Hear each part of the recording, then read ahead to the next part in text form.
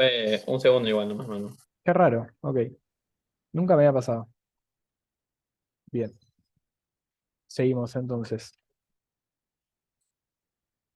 Vamos por el PBI, por el método del valor agregado, tomo el valor bruto de producción, o sea, el total de lo que se produce en una economía de bienes y servicios, y le resto los insumos que se utilizan para esa producción. Y esto, fíjense que hay una vuelta más, porque me falta esto de acá, que son los sueldos del gobierno pagado a las familias, que uno se preguntaría, bueno, ¿y por qué entra eso ahí? O sea, ¿qué sentido tiene? Bueno, esto, digamos, piénsenlo como que es la producción del gobierno dentro de la economía.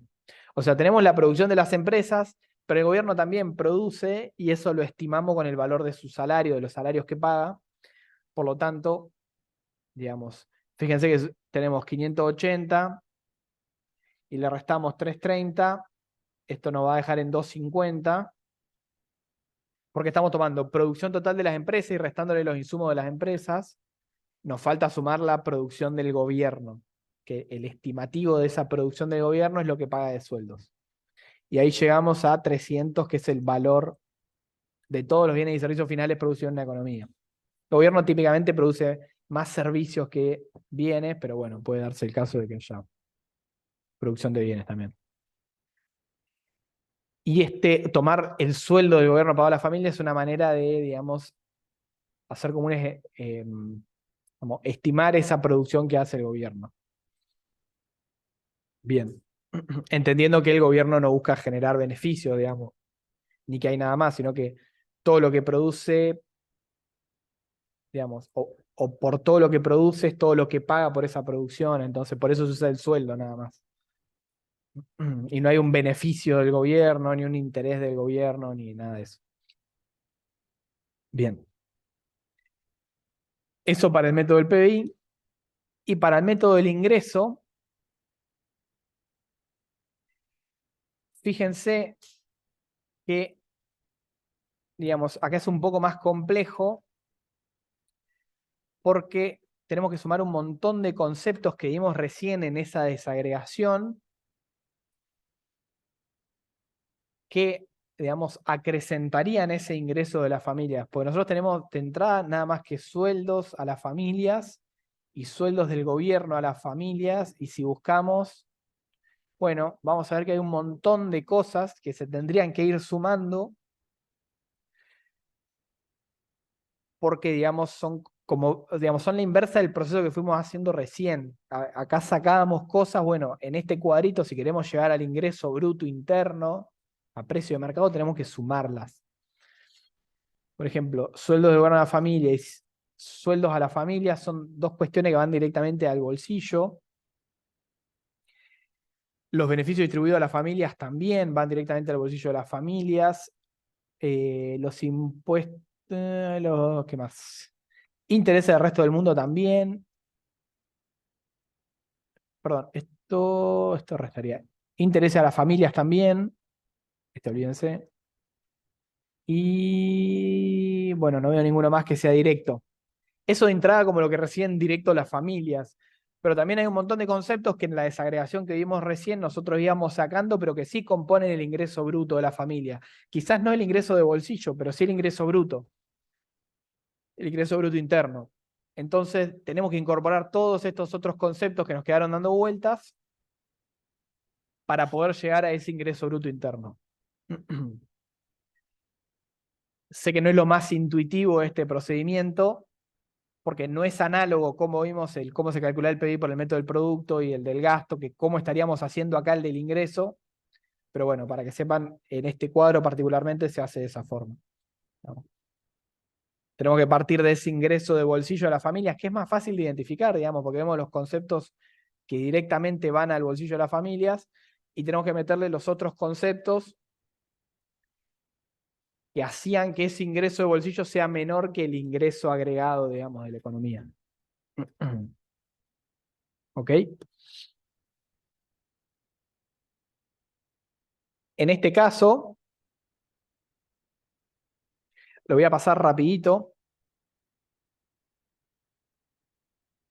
pero que acá lo que, digamos, una vez que llevan esto ya es bastante fácil entender el ejercicio que viene, pero este ejercicio básicamente, si yo tengo que partir del PBI de 300, ¿cómo llego a ese ingreso disponible de las familias? Pero Sí, por- sí, ¿puede sí. ser que hay dos veces interés del resto del mundo? Está intereses al resto del mundo e intereses del resto del mundo. Ay, ¿no es lo mismo? No, no es lo mismo. Al resto del mundo son los intereses que Argentina paga al resto del mundo, y los intereses del resto del mundo son los intereses que el resto del mundo le paga a Argentina.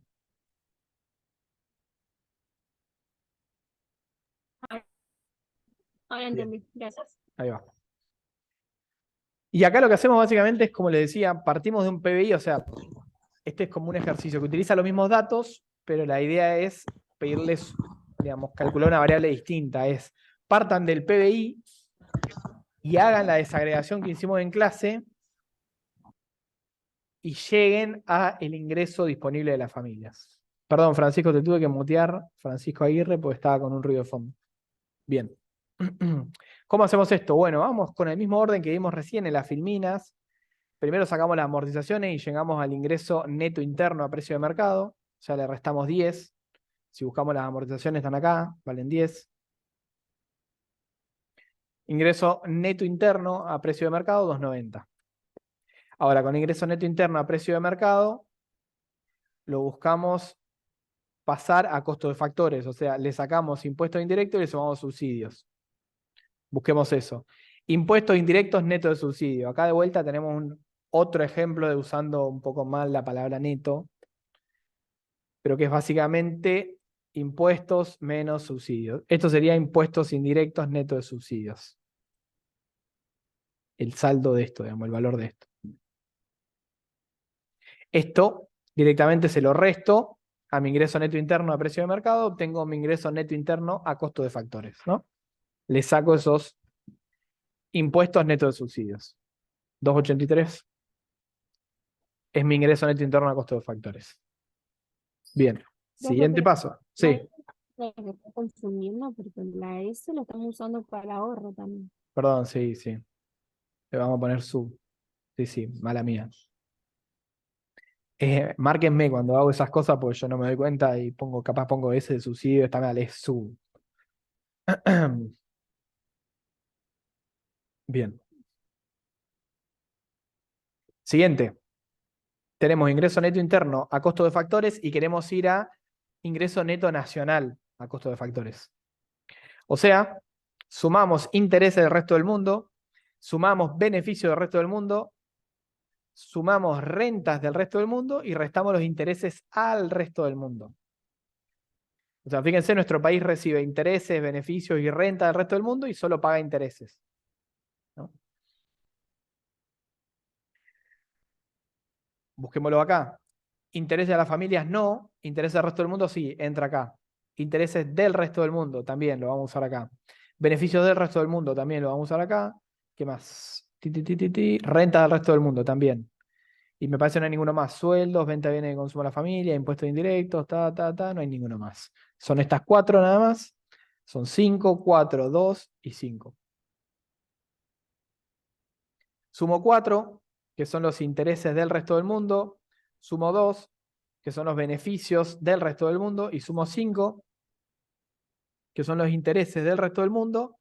Y le resto 5, que son los intereses al resto del mundo. Con eso llego a 289, mi ingreso neto nacional. Bien.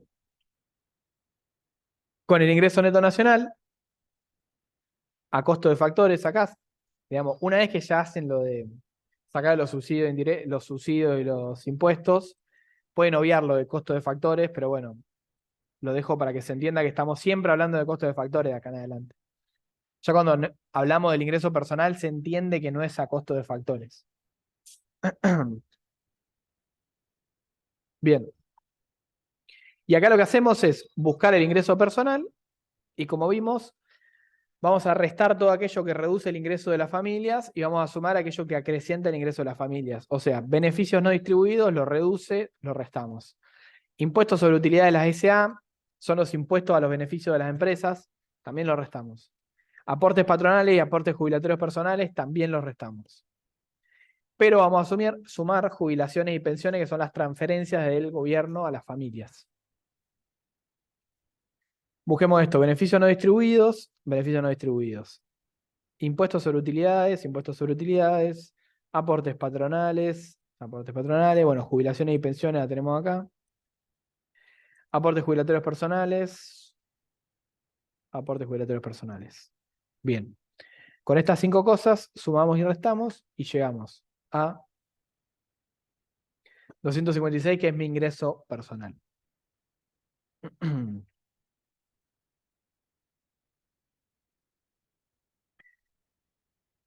Y con este ingreso personal, yo voy a poder hacer el último paso, que es simplemente restarle los impuestos directos y llegar a mi ingreso disponible de las familias, restándole 6 de impuestos directos, que están acá.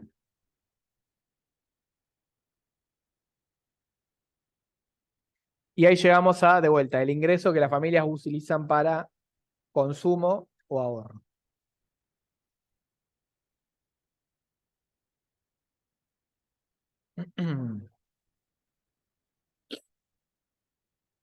Bien.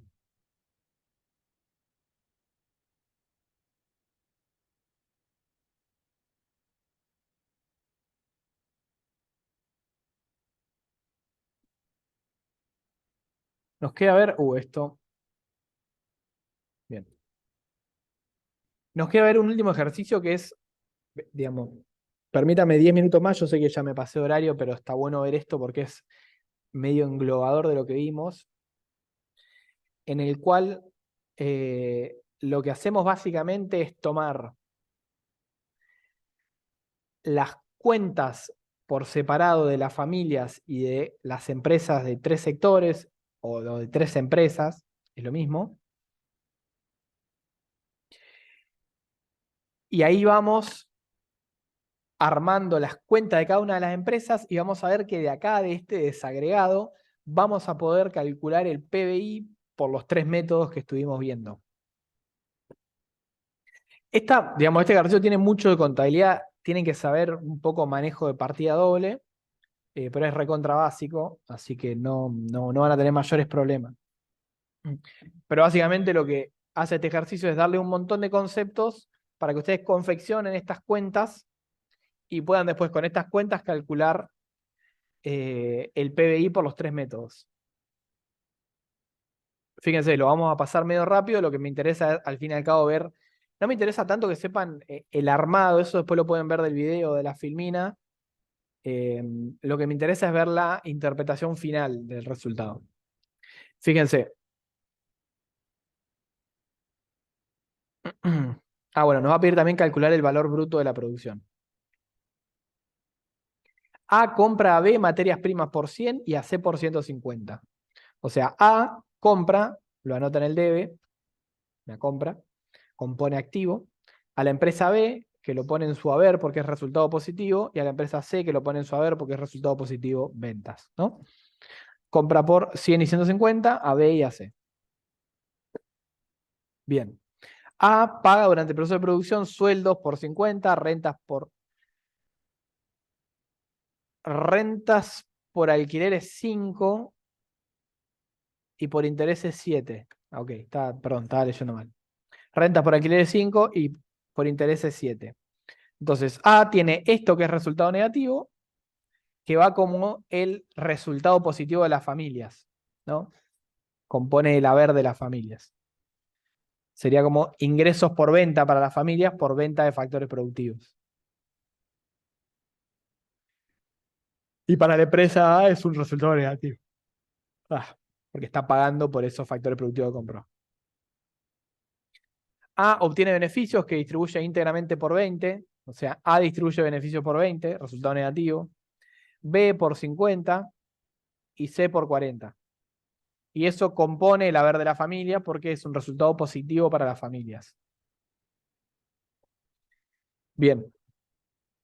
Las familias compran bienes de consumo a la empresa A por tanto, a la empresa B por tanto y a la empresa C por tanto. Ventas para la empresa A, B y C, resultado positivo en el haber. Y para las familias, integran el activo bienes de consumo. Ahora, yo acá, con algunos supuestos, ya puedo calcular el PBI. ¿Por qué? Porque si yo les digo que, supongamos que todo lo que se produce en la economía es lo que después se vende, que las familias gastan todo su ingreso y que no se producen servicios, solamente bienes, las compras de bienes de consumo de las familias, y que las familias, digamos, de vuelta, gastan todo su ingreso, las compras de bienes de consumo de las familias, que son estas de acá, corresponden con la totalidad de los bienes producidos en una economía. O sea, esto ya sería el valor de mi PBI, porque son las compras totales de bienes de consumo que hacen las familias. Entonces, son las compras totales de bienes finales que hay en una economía. El resto de las compras que se hagan, que no las hacen las familias, sino que las hacen las empresas, son bienes intermedios. Nos sirven para el método del valor agregado, pero yo ya podría calcular con los bienes y servicios finales el PBI por el primer método que vimos, que es simplemente ir a ver bienes y servicios finales producidos. De vuelta, acá estaría suponiendo que todo lo que se produce se vende y que las familias no ahorran nada, consumen, y que no va a haber una nueva compra de bienes de consumo, sino que estas son todas las compras. Después vamos a ver que esto efectivamente es así, pero sepan que de entrada acá ya va a ser el valor del PBI. Digamos. Seguimos igual. Bueno, B vende a C bienes intermedios por 150 y compra a su vez a A y a C por 80 y 120 respectivamente. O sea, B vende y compra. Compra por 80 y 120 y vende por 150. Todas compras intermedias, ¿no? Bien, B y C pagan sueldos, rentas e intereses. Todo va como resultado negativo, va al debe, y para las familias son resultado positivo en el haber. Y A vende a C por 100, última venta intermedia. Metemos un par de supuestos, que es lo que ya les conté. Todas las empresas utilizan íntegramente los bienes comprados durante el proceso de producción, o sea, no se guardan nada. Cada empresa vende todo lo que produce, también no se guarda nada. No hay depreciación, nos olvidamos de la diferencia entre producto bruto, neto, etc. Y las familias gastan todo su ingreso, no hay ahorro. O sea que acá ya con estos supuestos, yo puedo calcular el PBI por los 3 métodos. Si se quiere, 4 métodos. El primero de ellos es ver el valor de los bienes y servicios finales, que les acabo de decir, que corresponde con el método del gasto, digamos, porque al fin y al cabo lo que se gasta en bienes de consumo es método del gasto. Y como no hay inversión, como I es igual a 0, no se invierte nada, mi PBI por el método del gasto es igual a consumo. No hay gobierno, no hay inversión y no hay sector externo. Entonces, PBI es igual a C, consumo nada más. La totalidad de mis bienes de consumo. Siguiente método, método del ingreso. Veo los ingresos de las familias, lo que reciben efectivamente para comprar bienes y servicios. Y ese es mi PBI también. Obviamente en partida doble se ve re fácil. Si esto era el PBI, esto también tiene que ser el PBI, ¿no? Porque esto tiene que saldar, ser iguales. Y por último, método del valor agregado, puedo ver el valor agregado de los 3 sectores, sector A o de las 3 empresas. Empresa A, B y C. Que es básicamente ver cuánto venden y por cuánto compran. Venden por lo que tienen en el haber y compran por lo que tienen en el debe. Obviamente esto está en negro porque estos son, digamos, no serían ventas, perdón, no serían compras, serían simplemente pago a factores productivos, son resultados, digamos. Entonces esto lo obviamos.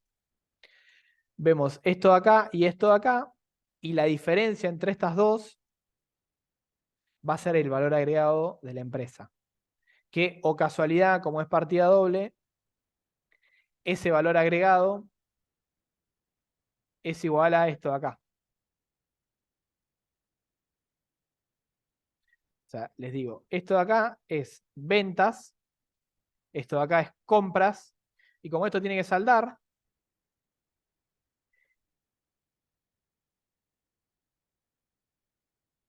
tengo que el valor agregado, digamos, de la empresa es básicamente estos conceptos que me quedan acá, para que cierre. Perdón, está al revés esto. Mala mía. Esto de acá es compras, esto de acá es ventas, y esto de acá es el valor agregado de la empresa. A. ¿No? Que se corresponde con lo que paga de factores productivos. Si hago eso para cada una de las empresas y lo sumo, tengo el PBI por el método del valor agregado. Bien. Esto, disculpen, lo dimos súper rápido, pero es un ejercicio interesante porque medio que engloba todo lo que venimos viendo hasta ahora de cómo calcular el PBI por los 3 métodos. Nada, si no hay dudas respecto a esto, gente, ya nos pasamos 20 minutos, así que yo les subo la clase más tarde y nos estamos viendo el jueves que viene. En la práctica y después en lo que es el parcial, digamos, lo que me termina interesando a mí es que sepan identificar estos conceptos que componen. Primero, identificar los 3 métodos de cálculo del PBI, eso sepan, ténganlo en fino, cómo se utilizan y qué información requieren. Y después que sepan identificar estos conceptos que te separan entre algo a precio de mercado y algo a costo de factores, entre algo, una variable nacional y una variable interna. Principalmente eso, digamos, cómo hacer esos pasajes. Me interesa que lo sepan, porque después hay ejercicios, digamos, de este estilo que se utilizan en el parcial o en los TPs. En los TPs no, perdón. En los TPs, obviamente, en los test de lectura que ven con Eduardo también. Con Eduardo, obviamente, es más teórico, en el parcial es un ejercicio práctico. Que puede ser muy parecido, quizás no a este último ejercicio, pero sí seguramente entre un ejercicio parecido a esto, ¿no? En el cual tienen muchos conceptos y tienen que ver cuál utilizar en función de la variable que quieran encontrar. Nos sale el cuadrito entonces. Claro, el cuadrito esto, identificar los conceptos y saber en dónde van y para qué pasajecito entre variables se utilizan es totalmente clave. Y con pasaje me refiero a esto que estamos haciendo acá, como el pasaje entre ingreso neto interno e ingreso neto nacional, o entre costo de factor y precio de mercado. Quizás no todo el camino, o sea, el camino entero se lo terminan aprendiendo como una serie de pasos. Me interesa que sepan esos pasos, digamos, cómo están compuestos, o cuál es la lógica detrás de ese paso, cosa de que después les pueda tirar un caso X y lo sepan resolver, digamos, sepan interpretar el concepto y resolverlo. Pero nada, sepan que esta parte es como medio entender desde la teoría qué significa un concepto para después decir, ah, esto iría acá. Y hay mucho de interpretación también. Bien. Dicho eso, nada, cerramos acá por hoy. Les subo la clase.